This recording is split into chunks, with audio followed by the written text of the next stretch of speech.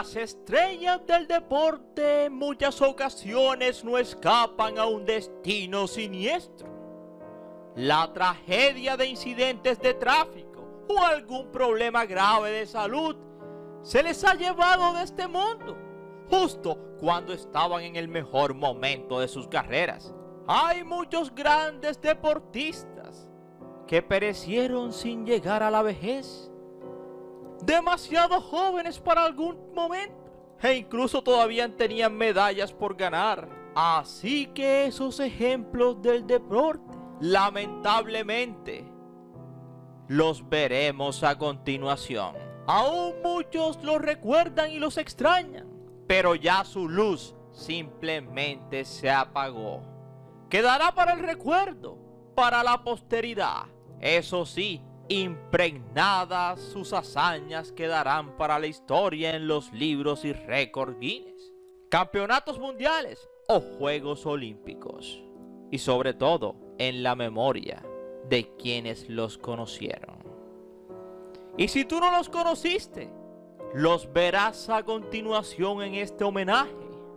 Personajes como Francisco Lázaro, el atleta portugués de principios del siglo XX. Pasaremos por el campeón mundial de automovilismo, Ayrton Senna. También por Antonio Puerta, el futbolista sevillano. Y un merecido homenaje también a Marco Simoncelli.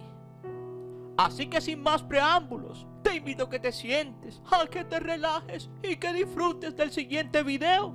Somos 007 Ernivideos, tu mejor opción, y gracias por preferirnos. Recuerda que cada día somos más y por supuesto que tú eres nuestra estrella.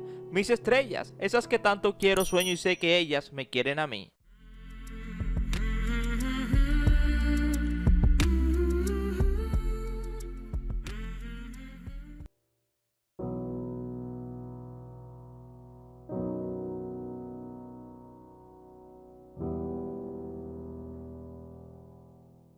Empezaremos en Portugal.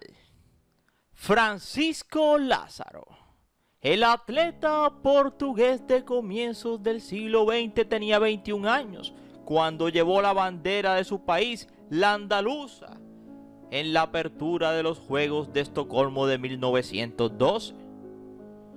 9 días más tarde, se convertiría en el primer deportista que perecía durante unos Juegos Olímpicos modernos, después de simplemente desplomarse tras recorrer 30,5 kilómetros en la maratón.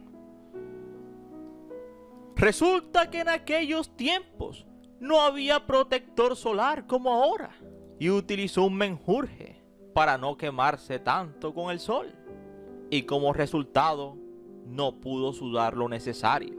Perecería de un desequilibrio electrolítico, y desde entonces su nombre resuena en la cabeza de todos, por supuestamente haber dicho justo antes de la carrera la famosa frase: ganar o partir.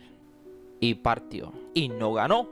Ese sería el fin de Francisco Lázaro, el primero de este ranking.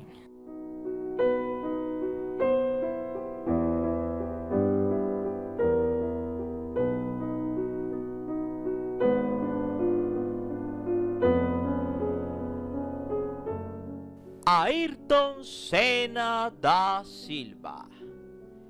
El nacido en Sao Paulo, Brasil en 1960, convertido en piloto desde su infancia, con un viejo carrito que su padre había adaptado, llegaría a la cúspide de su carrera, a lo más alto, convirtiéndose en piloto de Fórmula 1. Ganaría el Gran Premio de San Marino en varias ocasiones, en Mónaco. Se lucía con su auto, parecía imparable. 3 veces campeón de la Fórmula 1, 88, 90 y 91. Sería uno de los más rápidos de la historia. Comenzaría su carrera en el 84 y durante 10 años acumuló además de 41 victorias, 80 podios y 19 vueltas rápidas. Pero en 1994 cuando contaba solo con 34 años de edad y formando parte del equipo Williams. Ayrton Senna tuvo ese terrible incidente que le costaría la existencia. Su trágico final ocurriría en el Gran Premio de San Marino, más precisamente en la séptima vuelta, cuando el piloto no tomó una curva y salió de la pista. Un triste final para un hombre que simplemente lo dio todo y que en su última morada tiene la frase: nada puede me separar do amor de Dios. Nada puede separarme del amor de Dios.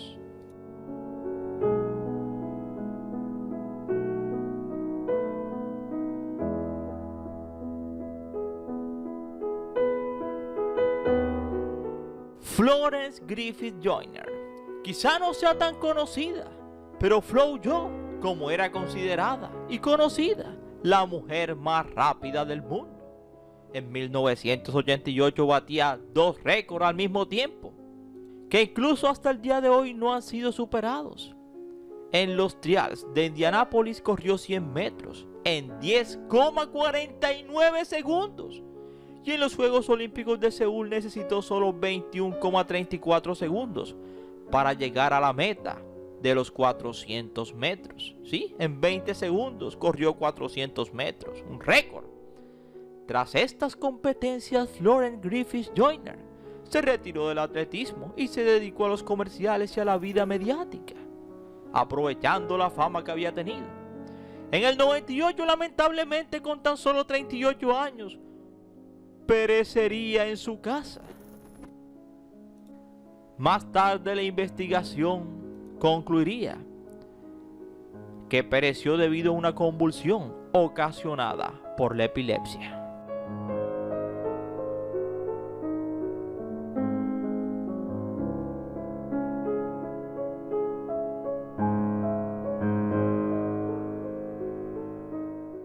A las 2:30 de la tarde del 28 de agosto del año 2007, la tragedia aplastaba al Sevilla en Atenas.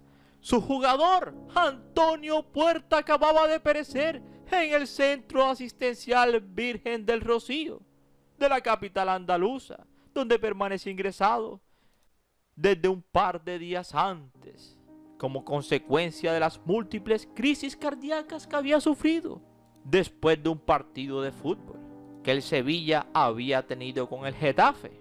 Según el parte médico, el perecimiento del futbolista fue causado por la encefalopatía. Puerta era un excelente centrocampista. Había comenzado su carrera profesional desde el año 2004. Sin embargo, ya tenía antecedentes de insucesos cardíacos. Se había desmayado en el verano del 2006, prácticamente un año antes de perecer en el descanso del partido de la celebración del centenario del Badajoz. En aquel momento simplemente se había desplomado. Finalmente perecería el 28 de agosto del año 2007, a la corta edad de 22 años. Un triste final para un excelente mediocampista, Antonio Puerta.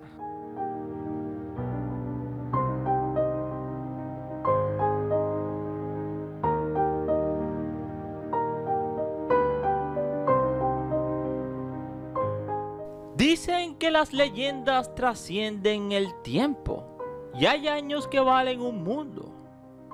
Pero a Dražen Petrović le bastaron 11 meses y 61 partidos para dejar una huella indeleble en la historia del Real Madrid de baloncesto.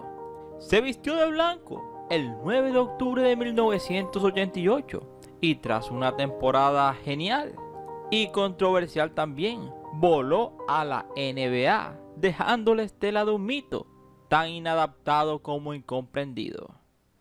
Petrović era por encima de todo un ganador, y los ganadores son casi siempre conflictivos, pero aportó muchísimo al baloncesto mundial, a pesar de no ser muy querido. Le echó mucho de menos prácticamente todo el mundo. Iluminaba la pista cuando jugaba, contaba un amigo cercano. Él siempre afirmaba Empecé a jugar por placer y para divertirme, y ahora sigo haciéndolo. Lo que ocurre es que si no gano, no me divierto. Esta era una de las frases de cabecera de Drazen Petrovic, el hombre que iluminó el baloncesto europeo y luego mundial. Le decían también el genio de Šibenik, la localidad croata a orillas del Adriático, donde nació en el 64. Era la quinta esencia del obseso por el baloncesto y la victoria. De niño se colgaba a la puerta de su casa, creyendo que así crecería más, y se procuraba las llaves del pabellón para entrenarse desde las 6 de la mañana, a menudo en compañía de su hermano mayor Alexander. Drazen fue mi ejemplo en el 83, con 18 años. Siempre afirmaba su hermano. Finalmente Petrovic llegaría a los Estados Unidos, ya como una figura consagrada en Europa, donde se le apodaba el Mozart del baloncesto.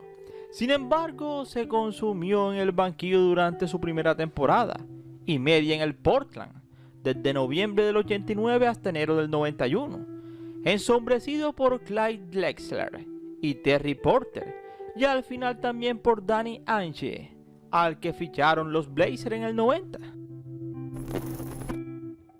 Así que Petrovic forzó su traspaso y se incorporó a los Nets. En su extraordinaria segunda temporada en Nueva Jersey, promedió 22,3 puntos, algo sorprendente. Fue la segunda vez en que se metía entre los 10 jugadores más efectivos de la liga, con un 55% de aciertos en el tiro directo. Le sirvió para ser el primer europeo de la historia incluido en el tercer equipo ideal de la temporada de la NBA, pues no fallaba una sola canasta. Lamentablemente el Mozart del baloncesto perecería en un incidente automovilístico a la altura del pueblo de Dackendorf, entre Nuremberg y Múnich. Aquel fatal siniestro arrebataría la existencia del gran campeón de Petrovic. Y como ironía, su novia saldría totalmente ilesa. Viajaban en un Volkswagen Golf. Sus restos serían llevados a Zagreb, donde literalmente aquella ciudad lloró con la partida de su ídolo.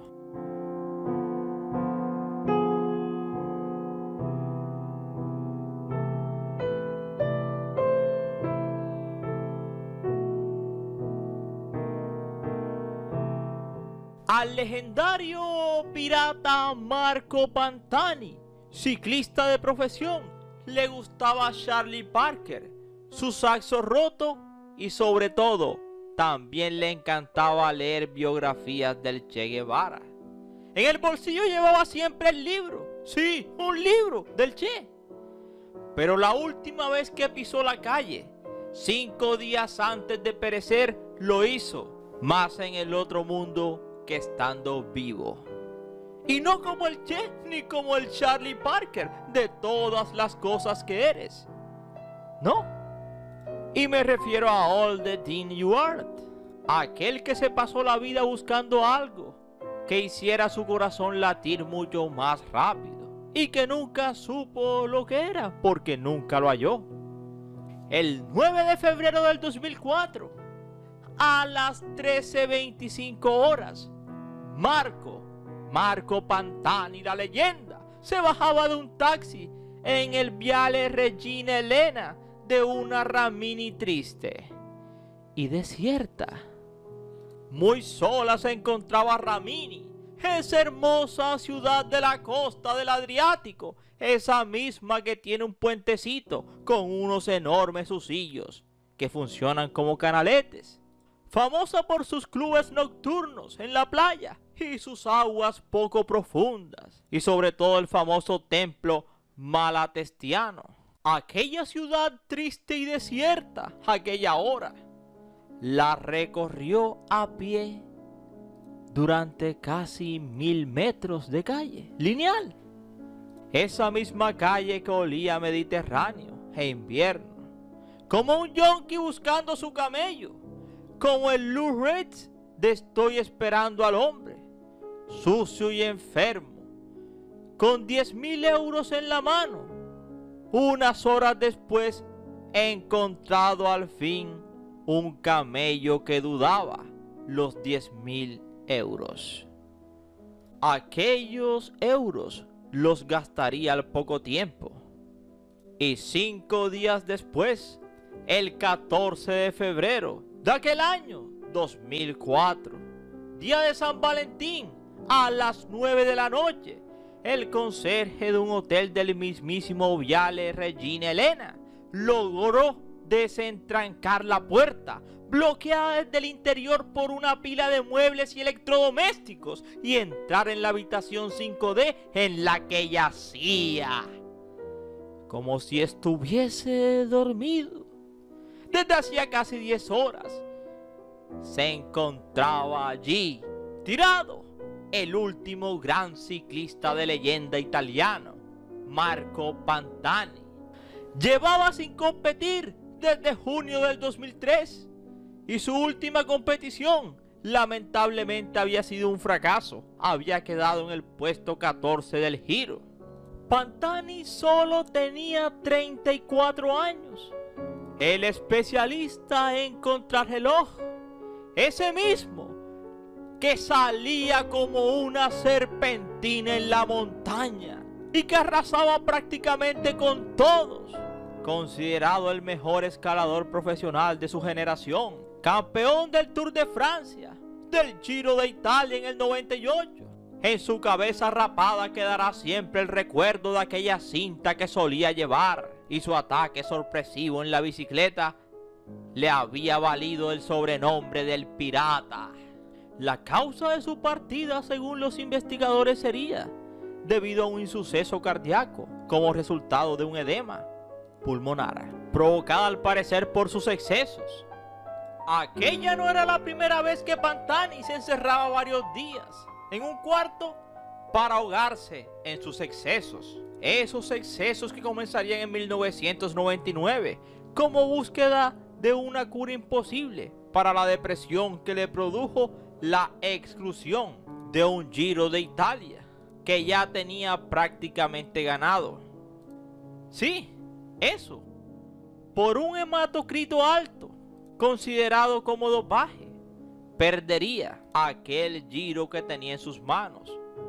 Ese orgullo, porque orgulloso sí era, le condenó, ya que empezó a sostener un sentimiento de vergüenza y humillación. Por eso en sus últimos días, según el libro Pantani, Último Kilómetro, Secretos y Mentiras, de Andrea Rossini. Y es que en sus últimos días, esos comienzos del año 2004, Pantani había emprendido un viaje hacia la soledad absoluta. Y cuando me refiero a absoluta, es absoluta. Había roto con todas las personas que habían significado algo en su vida. A Cristina, la novia danesa, que le abandonó cuando lo vio sumergirse en la depresión. La llamó por teléfono, con sus padres y con su agente. Manuela Ronchi había discutido violentamente el 31 de enero, exactamente 14 días antes de perecer, ya que ésta le había indicado que acudiese a una clínica de reposo. No iré nunca, ahí solo se entra para quedar, como el chavo del 8. Él simplemente quería vivir a su manera. No volvió a verlos, se fue sin mirar atrás, sin maleta, sin teléfono móvil, y se encerró en un hotel de Milán, donde se portó varios días de tristezas y enormes lagos de soledad. La última vez que salió de aquel hotel sería el 9 de febrero. Tomaría un taxi, un Mercedes E270 negro, y viajó a Rimini, donde tenía una cita. Regresó al hotel, se encerró de nuevo en su habitación y jamás volvió a salir. Así se iba el 14 de febrero del año 2004. Como paradoja, el Día de los Enamorados.